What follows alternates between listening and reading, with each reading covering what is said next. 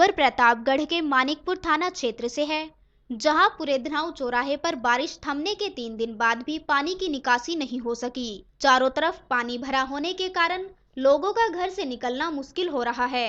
लोगों ने ईंट पत्थर, बांस बल्ली और सीढ़ी डालकर घरों तक पहुंचाने का रास्ता बनाया हुआ है।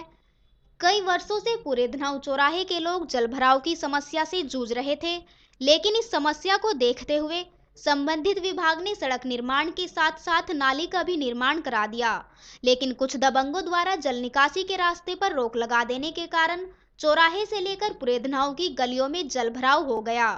इस समस्या को देखते हुए कुछ ग्रामीणों ने डायल 100 को सूचना दी। सूचना पाकर डायल 100 भी मौके पर पहुंची, लेकिन दबंगों के आगे उनकी एक नहीं चली और वह बैरंग वापस चले गए, जिससे ग्रामीणों में आक्रोश व्याप्त है। वहीं एसओ मानिकपुर दूधनाथ यादव का कहना है कि ऐसी कोई भी जानकारी नहीं मिली है। अगर कोई थाने आकर शिकायत करता है तो जांच कर कार्यवाही की जाएगी। जल भराव हो रहा है पुरेधनाऊ में। नाली ओरी का कोई निकास विकास नहीं है। बड़ी दिक्कत है। हमारी जनता जो है डूब रही है पानी में, रात दिन उसी में परेशान पड़ी हुई है। सरकार इसका कोई सुझाव नहीं दे रहा है, न तो कोई आ रहा है अधिकारी यहाँ पर दिखाई पड़ रहा है।